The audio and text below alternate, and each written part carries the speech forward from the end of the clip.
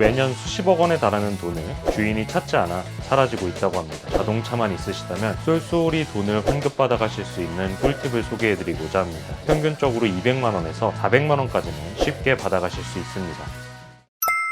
시니어 정보의 모든 것, 걱정 마음바 둘째 아들입니다. 요즘 참 살기 팍팍하시죠? 물가는 하늘 높은 줄 모르고 치솟는데 은행 금리까지 내릴 줄을 모르고 있는 요즘입니다. 고물가 고금리에 주름만 늘어나신 분들 많으실 텐데요. 저희 걱정 마음바에서 자동차만 있으시다면 쏠쏠히 돈을 환급받아 가실 수 있는 꿀팁을 소개해드리고자 합니다. 보유하고 계신 자동차 차량 가액에 따라 다르지만 평균적으로 200만 원에서 400만 원까지는 쉽게 받아가실 수 있습니다. 도대체 어떤 환급금인지 많이들 궁금하실 테니까요. 바로 시작하겠습니다.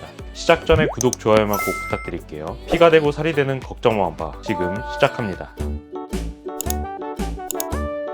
여러분, 자동차 환급금에 대해서 들어보셨나요? 많이 못 들어보셨을 겁니다. 그럴 수밖에 없는 게 이 자동차 환급을 청구하지 않은 금액이 무려 2,400억 원에 달한다고 합니다. 그리고 매년 수십억 원에 달하는 돈을 주인이 찾지 않아 사라지고 있다고 합니다. 그만큼 이 자동차 환급금에 대해서 잘 모르고 계신 분들이 많습니다. 이 자동차 환급금의 정체는 바로 채권인데요. 자동차 채권 환급금은 법으로 강제된 사항으로 우리가 차를 살 때 이 채권을 무조건 사도록 되어 있습니다. 보통 차를 살 때 말을 안 해주는 경우도 많고 그때 들었어도 살다 보면 까먹는 경우들 많으십니다. 그런데 사실 자동차 값뿐만 아니라 이 채권 가격까지 함께 지불해서 차를 사신 것이죠. 이 채권은 우리가 자동차를 사서 도로에서 운전을 하다 보면 도로 손상 같은 것들이 발생하겠죠. 이런 인프라들의 유지 비용을 충당하기 위해 걷는 일종의 세금인 것입니다. 그런데 이 세금 많이 비쌉니다. 차값의 최대 20%를 지불하는 경우도 있습니다. 만약 2,500만 원짜리 자동차를 사셨다면 거의 500만 원에 육박하는 돈을 세금조로 내신 겁니다.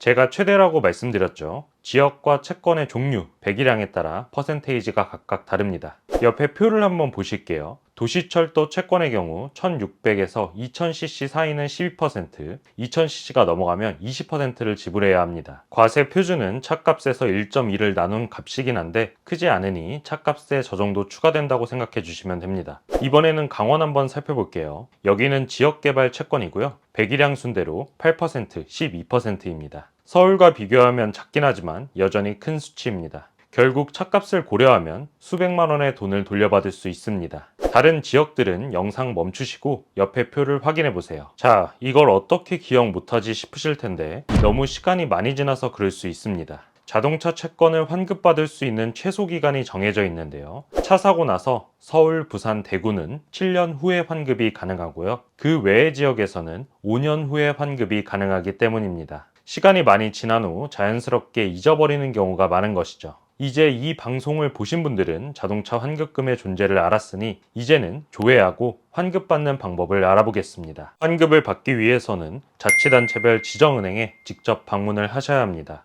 지금부터 지정은행 말씀드릴게요. 서울, 대구는 신한은행이고요. 부산은 부산은행입니다. 대구는 대구은행이고요. 광주는 광주은행입니다. 대전, 세종은 하나은행입니다.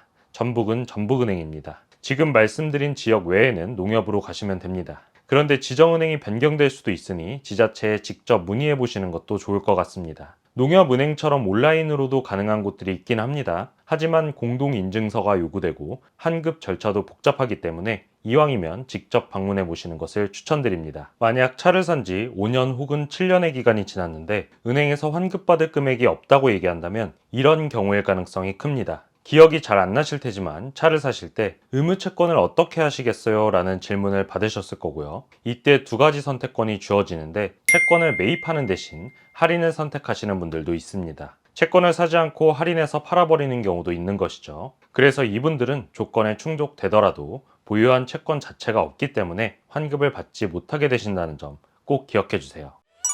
오늘은 연말을 앞두고 기쁜 보너스가 될 수 있는 자동차 환급금에 대해서 알아봤는데요. 긴가 민가 하신 분들은 혹시 모르니까요. 은행 지나가시다가 한 번쯤 확인해 보시는 것을 추천드립니다. 제 주변에서도 뜻밖의 보너스를 받으신 분들이 많았습니다. 앞으로도 우리 엄빠님들의 주머니를 두둑히 해드릴 소식 많이 가지고 올 테니까요. 오늘 내용 도움되셨다면 구독, 좋아요, 알림 설정 꼭 부탁드리겠습니다. 감사합니다.